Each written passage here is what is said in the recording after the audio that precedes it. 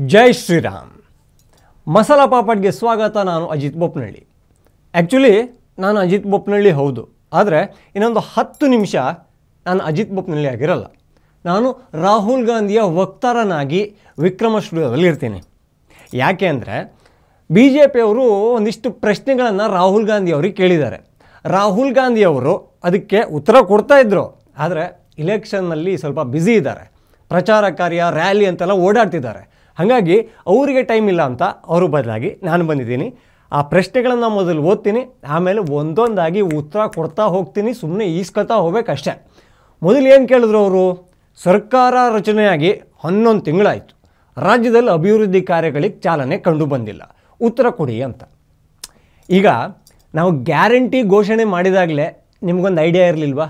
ಖಜಾನಲ್ಲಿ ಇರೋದನ್ನು ಖಾಲಿ ಮಾಡಿ ಗ್ಯಾರಂಟಿ ನೀಡ್ತೀವಿ, ಅಭಿವೃದ್ಧಿ ಎಲ್ಲ ಮಾಡ್ತೀವಿ ಅಂತಲೇ ಕಾಲ ಕಳಿತೀವಿ ಹೊರತು ಏನೂ ಆಗಲ್ಲ ಅಂತ. ಈ ಪ್ರಶ್ನೆಗಳನ್ನು ನೀವೇನ್ರಿ ಕೇಳೋದು? ನಮ್ಮ ಕಾಂಗ್ರೆಸ್ ಶಾಸಕರೇ CM DCM ಹತ್ರ ಕೇಳಿದ್ರು, ಅವ್ರ ಹತ್ರ ಉತ್ತರ ಸಿಕ್ಕಿರಲಿಲ್ಲ.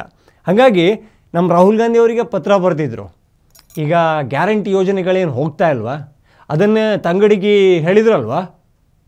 ಅಭಿವೃದ್ಧಿ ಕೆಲಸಕ್ಕೂ ಗ್ಯಾರಂಟಿ ಯೋಜನೆಗೂ ಸಂಬಂಧ ಇಲ್ಲ, ಸಹಜ. ಆದರೆ ಒಂದು ದೊಡ್ಡ ಅಮೌಂಟು ಸಾಮಾನ್ಯ ಜನರಿಗೆ ಮುಟ್ತಾ ಇದೆಯಲ್ಲ, ನೇರವಾಗಿ ಬಡವರಿಗೆ ಮುಟ್ತಾ ಇದೆಯಲ್ಲ, ಅದನ್ನು ಸ್ವಲ್ಪ ವಿಚಾರ ಮಾಡೋಣ. ಬಡವರಿಗೆ ಮುಟ್ಟೋದ್ರಿಂದ, ಸಾಮಾನ್ಯ ಜನರಿಗೆ ಮುಟ್ಟೋದ್ರಿಂದ ಒಂದು ಒಳ್ಳೆ ಕಾರ್ಯ ಆಗುತ್ತಂತಂದು ಅನ್ನೋನು ಅಭಿವೃದ್ಧಿ ಕೆಲಸಗಳನ್ನು ಮಾಡ್ತೀವಿ. ಅಭಿವೃದ್ಧಿ ಆಗ್ತಾ ಇಲ್ಲ ನಿಜ, ಗ್ಯಾರಂಟಿ ಹಣ ಸಿಗ್ತಾ ಇದೆಯಾ? ಅದರಲ್ಲೇ ಸ್ವಲ್ಪ ಸೇವಿಂಗ್ಸ್ ಮಾಡ್ಕೊಳ್ಳಿ. ಮನೆ ಎದುರುಗಡೆ ರೋಡ್ ಹಾಳಾಗಿದೆಯಾ? ಎಲ್ಲರೂ ಸೇರಿ ಒಂಚೂರು ಡಾಂಬರ್ ಹಾಕಿಸ್ಕೊಳ್ಳಿ. ಆಸ್ಪತ್ರೆ ಬೇಕಾ? ಗ್ಯಾರಂಟಿ ಹಣದಿಂದ ಆಗುತ್ತಾ ನೋಡಿ. ನೀರಿನ ಸಮಸ್ಯೆನಾ? 20 ರೂಪಾಯಿಗೆಲ್ಲ 1 ಲೀಟ್ರ್ ಸಿಗುತ್ತಪ್ಪ. ಕಮ್ಮಿ ಬಿದ್ದರೆ ಮೋದಿ ರೈತರಿಗೆ ಕೊಡ್ತಾರ 6,000ದಲ್ಲಿ ಕೊಡಿ ಅಂತ ಯಜಮಾನ್ರ ಹತ್ರ ಕೇಳಿ. ಇನ್ನು ನೆಕ್ಸ್ಟ್ ಕ್ವಶನ್ ಏನಪ್ಪ ಅಂದರೆ, ಆರ್ಥಿಕವಾಗಿ ರಾಜ್ಯ ಸರ್ಕಾರ ದಿವಾಳಿಯಾಗಿದೆ, ಉತ್ತರ ಕೊಡಿ. ದಿವಾಳಿ ಅಂತೆಲ್ಲ ಹೇಳಬೇಡಿ. ಕೆಲವೊಂದು ಸತ್ಯನ ಜೀರ್ಣ ಮಾಡ್ಕೊಳ್ಳೋಕ್ಕೆ ಕಷ್ಟ ಆಗುತ್ತೆ. ನಾನು ಇದಕ್ಕೆ ಸಿದ್ದು ಹತ್ರನೇ ಉತ್ತರ ಕೊಡಿ ಅಂತ ಹೇಳಿದ್ನಲ್ಲ. ರಾಜ್ಯ ದಿವಾಳಿ ಅಂತ ಯಾರಾದರೂ ಪ್ರಶ್ನೆ ಮಾಡಿದ್ರೆ, ದೇಶನೇ ದಿವಾಳಿ ಆಗಿದೆ, ನಮ್ದು ಯಾವ ಲೆಕ್ಕ, ಮೋದಿ ಬಂದು ದೇಶನ ದಿವಾಳಿ ಮಾಡಿಲ್ವಾ, ಈ ಥರ ಹೇಳೋಕ್ಕೆ ಹೇಳಿದ್ರಲ್ಲ ಅವರು. ನೀವು ನ್ಯಾಷನಲಿಸ್ಟ್ ತಾನೆ, ಹೋಗಿ ಮೋದಿನ ಕೇಳಿ. ಸಿದ್ದಣ್ಣ ಪಾಪ ಕರ್ನಾಟಕಕ್ಕೆ ಮಾತ್ರ CM ಅಲ್ವಾ?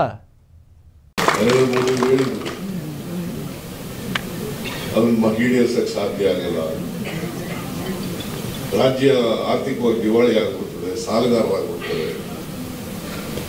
ರಾಜ್ಯಕ್ಕೆ ದೇಶದ ಸಾಲಗಾರ ಮಾಡಿರೋದೇ ನರೇಂದ್ರ ಮೋದಿ.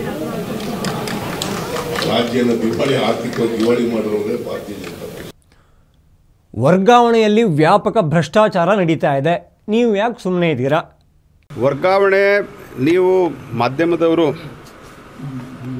ನಿಮ್ಮದೇ ಆದಂಥ ಸೋರ್ಸ್ ಮೂಲಕ ವೆರಿಫೈ ಮಾಡಿರಿ. ಪ್ರತಿಯೊಂದು ಪೋಸ್ಟ್ಗೆ, ಪ್ರತಿಯೊಂದು ಪ್ರಮುಖವಾದಂಥ ಪೋಸ್ಟ್ಗೆ ಒಂದು ರೀತಿಯಲ್ಲಿ ಆಕ್ಷನ್ ನಡೆದ, ಹರಾಜು ನಡೆದ. ಇದರ ಬಗ್ಗೆ ಯಾವುದೂ ಅನುಮಾನ ಇಲ್ಲ. ನೀವು ಅಧಿಕಾರಿಗಳನ್ನು ಕಾನ್ಫಿಡೆನ್ಷಿಯಲಿ ಮಾತಾಡಿಸಿದ್ರೆ ಅವ್ರು ಹೇಳ್ತಾರೆ, ಈಗ ಅಕಸ್ಮಾತ್ ನೀವೊಬ್ಬ ಅಧಿಕಾರಿ ಅಂತಂದ್ರೆ ನೀವು 10 ಲಕ್ಷ ಕೊಡ್ತೀರಂದ್ರೆ, ಇವರೊಬ್ರು ಇದ್ದಾರೆ ಅಂದರೆ ಇವ್ರು 12 ಲಕ್ಷ ಕೊಡ್ತಾರಂದರೆ ಇವ್ರ ಪರವಾಗಿ ಆಗುತ್ತೆ. It is open fact. ಇದರ ಬಗ್ಗೆ ಯಾವುದೇ ರೀತಿಯಾದಂಥ ಗೊಂದಲಗಳು, ಅನುಮಾನಗಳು ಯಾರ ಮನಸ್ಸಿನಾಗಿರೋ ಅತ್ಯಂತ ಭ್ರಷ್ಟತಮ ಸರ್ಕಾರ. ಈ ಟ್ರಾನ್ಸ್ಫರು ಅಂದರೆ ಸುಮ್ಮನೆ ಏನ್ರಿ? ಲೆಟ್ರು, ಸೀಲು, ಸಿಗ್ನೇಚರು ಇದಕ್ಕೆಲ್ಲ ಖರ್ಚಾಗಲ್ವಾ? ಈಗ ನೋಡಿ, ನೀವೆಲ್ಲೋ ಟೂರ್ ಹೊಂಟಿರ್ತೀರ ಅಂದ್ಕೊಳ್ಳಿ. ಆರಾಮಾಗಿ ಹೋಗಬೇಕು ಅಂತ ಜಾಸ್ತಿ ದುಡ್ಡು ಕೊಟ್ಟು ಸೀಟ್ ರಿಸರ್ವ್ ಮಾಡಿ ಬಸ್ ಹತ್ತಿರೋ ಇಲ್ವೋ? ವಿಮಾನದಲ್ಲಿ ವಿಂಡೋ ಸೈಡೇ ಬೇಕು ಅಂತಿರೋ ಇಲ್ವೋ? ನಾವು ಮಾಡಿದ್ರೆ ನಾಚಾರ ಅನ್ನೋದು ಎಷ್ಟು ಸರಿ? ರಾಜ್ಯದಲ್ಲಿ 692 ರೈತರು ಈವರೆಗೆ ಆತ್ಮಹತ್ಯೆ ಮಾಡಿಕೊಂಡಿದ್ದಾರೆ. ಇದರ ಬಗ್ಗೆ ಸರ್ಕಾರವನ್ನು ತರಾಟೆಗೆ ತೆಗೆದುಕೊಳ್ಳುತ್ತೀರಾ ಅಂತ ಕೇಳಿದ್ದಾರೆ. ಅಲ್ಲ, ಹಳದಿ ಸೀರೆ ಹುಟ್ಟೋರೆಲ್ಲ ನನ್ನ ಹೆಂಡು ಅನ್ನೋಕ್ಕಾಗುತ್ತಾ? ಆತ್ಮಹತ್ಯೆ ಮಾಡ್ಕೊಂಡ್ರಲ್ಲ ರೈತರು ಅನ್ನೋಕ್ಕಾಗತ್ತಾ? ಅದನ್ನೇ ಅವತ್ತು DCM ಬಾಯಲ್ಲಿ ಹೇಳಿಸಿದ್ದೆ ಅಲ್ವಾ? ಕರೆಕ್ಟು. ಮತ್ತ್ಯಾಕೆ ಈ ಪ್ರಶ್ನೆ?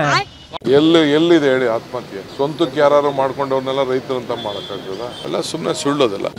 ಎಲ್ಲಿದೆ ಹೇಳಿ ಆತ್ಮಹತ್ಯೆ? ಸ್ವಂತಕ್ಕೆ ಯಾರು ಮಾಡ್ಕೊಂಡವ್ರನ್ನೆಲ್ಲ ರೈತರು ಅಂತ ಮಾಡೋಕ್ಕಾಗ್ತದ? ಎಲ್ಲ ಸುಮ್ಮನೆ ಸುಳ್ಳೋದಲ್ಲ. ಎಲ್ಲಿದೆ ಹೇಳಿ ಆತ್ಮಹತ್ಯೆ? ಸ್ವಂತಕ್ಕೆ ಯಾರು ಮಾಡ್ಕೊಂಡವ್ರನ್ನೆಲ್ಲ ರೈತರು ಅಂತ ಮಾಡೋಕ್ಕಾಗ್ತದ? ಎಲ್ಲ ಸುಮ್ಮನೆ ಸುಳ್ಳೋದಲ್ಲ. ರಾಜ್ಯದ ರೈತರಿಗೆ ದ್ರೋಹ ಬಗೆದು ತಮಿಳುನಾಡಿಗೆ ನೀರು ಬಿಟ್ಟಿದ್ದು ಖಂಡಿಸುತ್ತೀರಾ? ನೋಡಿ, ಕರ್ನಾಟಕದಲ್ಲಿ ನಮ್ಮ ಕಾಂಗ್ರೆಸ್ ಇದೆ, ನಮ್ಮದೇ ಪಾರ್ಟಿ. ತಮಿಳ್ನಾಡಲ್ಲಿ DMK, ಅದು ಯಾರದ್ದು ಅಂದ್ಕೊಂಡ್ರಿ? ಈ ಸಲ ಇಂಡಿ ಒಕ್ಕೂಟದಲ್ಲಿ ಅವರು ಕೂಡ ನಮ್ಮ ಜೊತೆಗೆ ಬರ್ತಿದ್ದಾರೆ, ಮೋದಿನ ಸೋಲ್ಸೋಕ್ಕೆ ನಡೀತಿದ್ದಾರೆ. ಇದು ನಮ್ಮ ಪರ್ಸ್ನಲ್ಲು. ಜನ ಏನಾದರೂ ಮಾಡ್ಕೊಳ್ಳಿ ಬಿಡಿ. ಸ್ಟಾಲಿನ್ನು ನನಗೆ ಬ್ರದರ್ ಆಗಬೇಕು. ಮೊನ್ನೆ ಮೈಸೂರು ಪಾಕೆಲ್ಲ ತೊಗೊಂಡು ಹೋಗಿ ಕೊಟ್ಟನಲ್ಲ, ಅಣ್ಣ ಅಂತ ಬಾಯಿ ತುಂಬ ಕರೆದ್ನಲ್ಲ.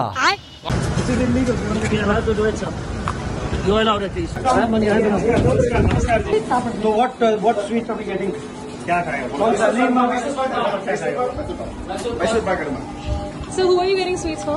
My brother Stalin.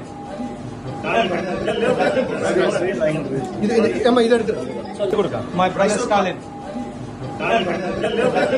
My brother.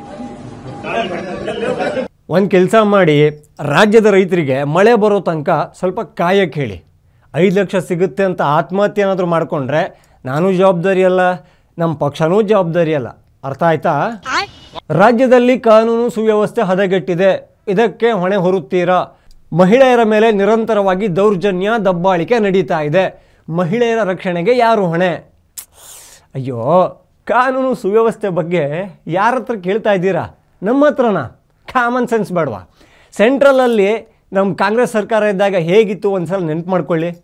Star hotel ಒಳಗೆ ಉಗ್ರರು, ರೈಲ್ವೆ ಸ್ಟೇಷನ್ನಲ್ಲಿ ಉಗ್ರರು, ಭಾರತೀಯರನ್ನು ಹೆಂಗೆ ಹೊಡೆದಾಗ್ತಾ ಇದ್ದರು ಅಂದರೆ ಮನ್ಸಿಗೆ ಬಂದಂಗೆ. ನೆನಪಿಲ್ವಾ? ಆಗ ಕಮ್ಮಿ ಕೋಮು ಘರ್ಷಣೆ ಆಗ್ತಾ ಇತ್ತ. ಆಗ ಕಂಪೇರ್ ಮಾಡಿದ್ರೆ ಇಲ್ಲಿ ಬೆಟರ್ ಅನಿಸುತ್ತೆ. ಕಮ್ಮಿ ಆಗ್ತಾ ಇದೆಯಲ್ಲ, ತಾಳ್ಮೆ ಇರಲಿ. ಮಹಿಳೆಯರ ಮೇಲಿನ ದಬ್ಬಾಳಿಕೆ ಪ್ರಶ್ನೆ ಮಾಡೋ ನೈತಿಕತೆ ಯಾರಿಗೂ ಇಲ್ಲ. ಫ್ರೀ ಬಸ್ ಕೊಟ್ಟಿಲ್ವಾ? ತಿಂಗಳ 2,000 ಕೊಡ್ತಾ ಇಲ್ವಾ? ಫ್ರೀಯಾಗಿ ಸೀರೆ, ಕುಕ್ಕರು ಕೊಡೋಕೆ ಹೇಳಿದ್ನಲ್ಲ, ಇನ್ನೂ ಮನೆಗೆ ಬಂದು ತಲುಪಿಲ್ವಾ? ಇಷ್ಟೆಲ್ಲ ಕೊಟ್ಟ ಮೇಲೆ ಮತ್ತೆ ಮಹಿಳೆಯರಿಗೆ ರಕ್ಷಣೆ ಅಂತ ಸಪ್ರೇಟ್ ಕೊಡೋಕ್ಕಾಗುತ್ತಾ? ವಿಧಾನಸೌಧದಲ್ಲಿ ಪಾಕಿಸ್ತಾನಕ್ಕೆ ಜಿಂದಾಬಾದ್ ಕೂಗಿದ್ದು ಖಂಡಿಸುವಿರಾ? ಪಕ್ಕಾ ಖಂಡಿಸ್ತೀನಿ, ಖಂಡಿಸ್ತೀನಿ. ಪಾಕ್ ಪರ ಘೋಷಣೆ ಕೂಗಿದ್ದು ಸತ್ಯ ಅಂತ ಗೊತ್ತಾದ ಮೇಲೆ ಕೂಡ ಅವರನ್ನು ಇನ್ನೂ ರಾಜ್ಯದಲ್ಲಿ ಇಟ್ಕೊಂಡು ಗಡಿಪಾರು ಮಾಡದೇ ಇರೋ BJPಯನ್ನು ಖಂಡಿಸ್ತೀನಿ. ಓ, ಕಾಂಗ್ರೆಸ್ ಗೌರ್ಮೆಂಟ್ ಅಲ್ವಾ? Next question please. ಗುತ್ತಿಗೆದಾರ ಕೆಂಪಣ್ಣ ಸರ್ಕಾರ 60% ಕಮಿಷನ್ ಆರೋಪ ಮಾಡ್ತಿದ್ದಾರೆ. ತಪ್ಪಿತಸ್ಥ ಸಚಿವರ ಮೇಲೆ ಕ್ರಮ ಜರುಗಿಸ್ತೀರಾ? ಕೆಂಪಣ್ಣ ಮಾತಾಡ್ತಿರೋದು ರಾಜಕೀಯ ಲಾಭಕ್ಕಾಗಿ. ಪಾಪ ಏನೇನೋ ಹೇಳ್ತಿದ್ದಾರೆ. ಲಾಸ್ಟ್ ಟೈಮ್ ಕೂಡ ಅವರೇ 40% ಹೇಳಿದರು, ಆದರೆ ಅದು ನಮಗೆ ಇಲೆಕ್ಷನ್ನಿಗೆ ತುಂಬ ಯೂಸ್ ಆಗಿತ್ತು. ಆದರೆ ಈಗ ಆ ಕೆಂಪಣ್ಣನ ಮಾತನ್ನು ನಾವು ಗಂಭೀರವಾಗಿ ತಗೊಳ್ಳೋ ಅವಶ್ಯಕತೆನೇ ಇಲ್ಲ. ಬರ ಪರಿಹಾರಕ್ಕಾಗಿ ರಾಜ್ಯದಿಂದ ಹಣ ಬಿಡುಗಡೆ ಮಾಡಲು ಮುಖ್ಯಮಂತ್ರಿಗೆ ಸೂಚಿಸುವಿರಾ? ಸುತ್ತಿ ಬಳಸಿ ಅಲ್ಲೇ ಬರ್ತಿರಲ್ರಿ, ಕೇಳಿದ್ದನ್ನೇ ಕೇಳ್ತಿರಲ್ರಿ. ಆಲ್ರೆಡಿ ಗ್ಯಾರಂಟಿಗೆ ದುಡ್ಡು ಒಟ್ಟಾಕೋಕೆ ಗುದ್ದಾಡ್ತಾ ಇದ್ದೀವಿ. 1 ವರ್ಷದ ತನಕ ಅಭಿವೃದ್ಧಿಗೆ ಅನುದಾನ ಇಲ್ಲ ಅಂದಿದ್ದೀವಿ. ಅದು 2 ವರ್ಷನೂ ಆಗ್ಬೋದು, 3 ವರ್ಷಕ್ಕೂ ಹೋಗ್ಬೋದು. ಮೇಲಿಂದ ಬರ ಪರಿಹಾರಕ್ಕೆ ಹಣ ಅಂತೆ. ಇದಕ್ಕೂ ಮೋದಿನೇ ಕೇಳಿ, ನಂಗೇನು ಗೊತ್ತು? ಬ್ರ್ಯಾಂಡ್ ಬೆಂಗಳೂರು ಕೊಡುವಿರಾ? ಈಗ ಬಾಂಬ್ ಬೆಂಗಳೂರು ಮಾಡಲಾಗಿದೆ, ಇದಕ್ಕೆ ಪರಿಹಾರ ಏನು? ರೀ, ಬಾಂಬ್ ಬಿಡೋಕ್ಕೆ ನಾವು ಹೇಳಿದ್ವಾ?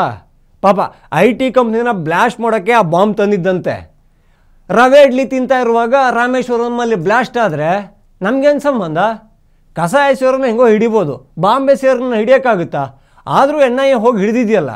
ಮುಂದೆ ಏನಾದರೂ ಬ್ಲಾಸ್ಟ್ ಆದರೆ ನೋಡೋಣ, ಮಾತಾಡೋಣ. ಅಲ್ಲಿ ತನಕ ಆರಾಮಾಗಿರ್ಬೋದಲ್ಲ. ಗ್ಯಾರಂಟಿ ಹೆಸರಲ್ಲಿ ಬೆಲೆ ಏರಿಕೆ, ವಿದ್ಯುತ್ ದರ ಹೆಚ್ಚಳ ಎಲ್ಲವನ್ನ ಹೆಚ್ಚು ಮಾಡಲಾಗ್ತಾ ಇದೆ. ಫ್ರೀಯಾಗಿ ಕರೆಂಟ್ ಕೊಡ್ತಿದ್ದೀವಿ ತಾನೆ, ಹೆಚ್ಚುವರಿ ಎಲ್ಲಿಂದ ಪೀಕೋದು? ಯೋಚನೆ ಮಾಡಬೇಕಾ ಬೇಡ? ಅದಕ್ಕೆ 1 ಯೂನಿಟ್ ಬಳಕೆ ಜಾಸ್ತಿ ಆದರೂ ದುಡ್ಡು ಹಾಕಿ, ಜಾಸ್ತಿ ದುಡ್ಡು ಜನಕ್ಕೆ ಒಂದು ಜಾಗೃತಿ ಮೂಡಿಸ್ತಾ ಇದ್ದೀವಿ, ಕರೆಂಟನ್ನು ಕಮ್ಮಿ ಯೂಸ್ ಮಾಡಿ ಅಂತ. ಆದರೂ ನೀವು ಒಂದು ಅಬ್ಸರ್ವ್ ಮಾಡಿ, ಇಷ್ಟು ಕರೆಂಟ್ ಬಿಲ್ ಜಾಸ್ತಿ ಆಗಿದೆಯಲ್ಲ, ಆದ್ರೂ ಫ್ರಿಜ್ ಬಾಗಿಲು ಯಾವಾಗಲೇ ತೆಗೆದ್ರು ಒಳಗಡೆ ಲೈಟ್ ಆನ್ ಆಗೇ ಇರುತ್ತೆ. ಬೆಲೆ ಏರಿಕೆ ಆದರೂ 2,000 ಕೊಡ್ತಾ ಇಲ್ವಾ ನಿಮಗೆ? ಅದರಲ್ಲಿ ಮ್ಯಾನೇಜ್ ಮಾಡೋಕ್ಕೆ ಹೆಂಗಸ್ರಿಗೆ ಗೊತ್ತಿರಲ್ವಾ? ನಾನು ಕೇಳೋದಿಷ್ಟೇ, ರಾಜ್ಯದಲ್ಲಿ ಕಾಂಗ್ರೆಸ್ ಇದೆ, ಕೇಂದ್ರದಲ್ಲೂ ನಾವೇ ಬಂದರೆ ಇದಕ್ಕಿಂತ ಚೆನ್ನಾಗಿ ಉತ್ತರ ಕೊಡ್ತೀನಿ. ಥೈಲ್ಯಾಂಡಾ? ಥೈಲ್ಯಾಂಡ್ ಈಗಲ್ಲ, ಇಲೆಕ್ಷನ್ ಆದಮೇಲೆ. ಈಗ ವೈನಾಡ್. ಓಕೆ, ಇದು ರಾಹುಲ್ ಗಾಂಧಿ ಪರವಾಗಿ ಅವರ ವಕ್ತಾರ ಕೊಟ್ಟಿರೋ ಉತ್ತರ.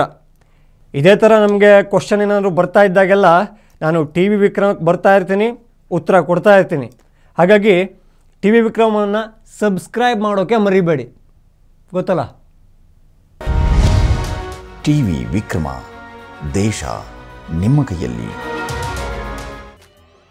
ಈ ಕಾರ್ಯಕ್ರಮ ನಿಮಗೆ ಇಷ್ಟ ಆಗಿದ್ರೆ ಲೈಕ್ ಮಾಡಿ, ಶೇರ್ ಮಾಡಿ. ಟಿವಿ ವಿಕ್ರಮದ ಕಾರ್ಯಕ್ರಮವನ್ನು ನಿರಂತರವಾಗಿ ವೀಕ್ಷಿಸಲು ಸಬ್ಸ್ಕ್ರೈಬ್ ಮಾಡಿ, ಬೆಲ್ ಬಟನ್ ಒತ್ತಿ.